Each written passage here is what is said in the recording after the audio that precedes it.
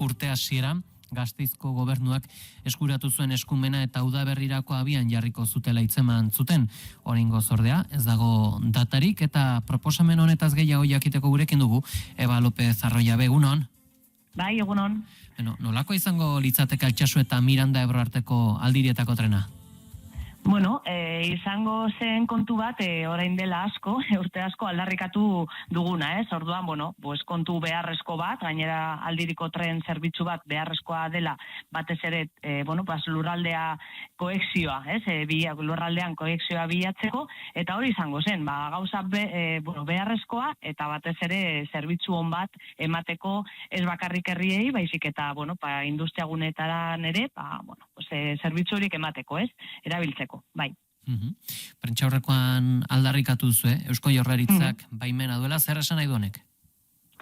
Bueno, bai, orain dela gutxi, Eusko Legebiltzarrean, azken kontrolosoko bilkuran egin genuen, garraio sailburuari galdera batez, eta, konpromisoa, bai, berretsi bazuen ere, ez da datarik zehaztu zerbitzua martxan jartzeko. Alde batetik, bai bere konpromisoak hartu zuten, baina gainera konpromisoa ardatz osoan egiteko, ez bakarrik Araban, baizik eta Mirandatik Altsasuraino, eta beste konpromiso bat hartu zuten, udaberrian, ipinita egongo zela, ez?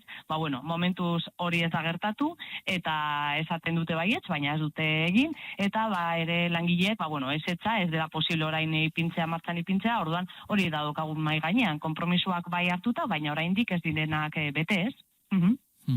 Iazko ekainean ere mozio bat onartu zen, zer esana zuten instituzio guztien artean lanian jartzeko, zer adostu zen?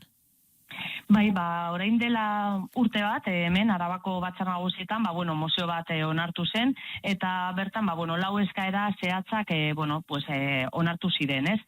Alde batetik, Mirandaren eta Altsasu arteko, aldiriko tren zerbitzu hori, erakunde arteko lantalde bat martxan edo abian jartzea aprobatu zen, ez? 6 hilabeteko epean, ikusten duzuenez, urte bat iaia pasatu da eta epe hori ez da bete. Beste eskaera bat atera zen, ez? Eta Araban geltoki eta geraleku guztien inventario bat egitea, badaude batzuk, zahartuta daudenak eta jakin behar dugu, ez? Non ze geltokiak dauden, nola dauden ere bai, eta hori bai, konpromiso hori berretzi zen, orain dela urte bat, beste eskaera bat, maiztasun egokiak bermatzea batez ere, hartu genuen, eta maiztasun horiek beharrezkoak direlako batez ere, jasangarriagoa transporte edo garraioa izatea, ez? Eta azkena, prozesu guzti hau, modu parte hartzaile modu batean, ez?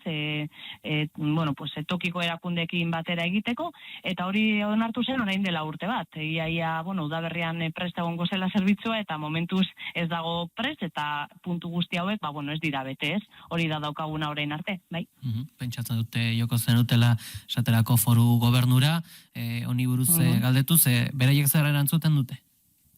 Esaten dute, batez ere Eusko Jaurlaritzatik, hori beteko dutela, udaberrirako zerbitzua egongo dela, eta ere bai, korridoreko herrietan, informatuta egongo direla, baina gauza guzti horik orain arte ez dira bete, ez? Egia da, orain dela, urtarriaren batean, ez? Pausa handiz gasto genuen gainera, Eusko Jaurlaritzak eskumena hartuko zuela, eta hori berme bat izango zela zerbitzu beharrezko, zerbitzu den bat, martxan ipintzeko, ez mozioa, ez orain gobernuak, orain arte konpromiso hartutakoak, ez dira bete. Orduan horregatik, atera ginen berriro, ze azkenean guretzat, da kontu bat, hori, aldarrikatu dugula, ze gainera badakizuen orakoa den Araba, Gasteiz dago erdian, eta gero badaukagu industriagune batzuk, jende asko mugitzen direnak, eta horretarako, ikusten dugu eta pentsatzen dugu Arabatran deitzen genuen gu, baina, tren zerbitzu aldiriko tren bat ipintzea, oso interesantea izango zela, ez? Baina momentuz ez daukagu ezer, eta, dira denak promesak, baina bete beharko dute, eta horretarako gaude hemen, aldarrikatzen martxan, zerbitzu hori martxan ipintzeko. Aldirietako tren hau izan daiteke alternatiba abiadura handiko trenarekiko? Bueno, gauza bat da abiadura handiko trena eta beste bat da aldiriko tren bat, ez? Gure ustez, bida gauza desberdinak, ez? Eta gainera, badaukagula korridore bat, hemendik Arabatik, ez?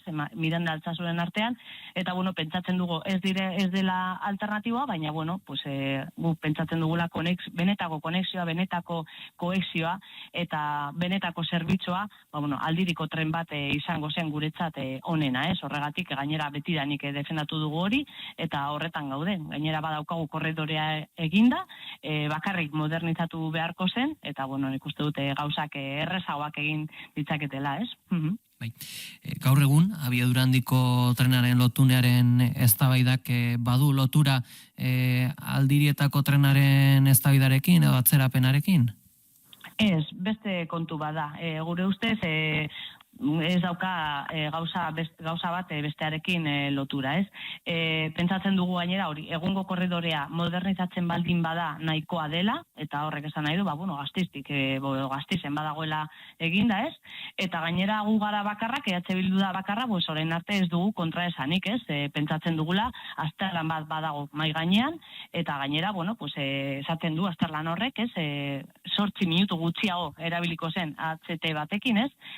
Tren arrunt edo normal batekin, eta diru aldetik, hitz egiten ari gara, 500 milioi euro gehiago ordaindu behar ditugula. Orduan nik uste dute jasangarriak izateko, pentsatu behar ditugu gauzak, gero dirua beharko dugu beste kontu batzuentzat, ez?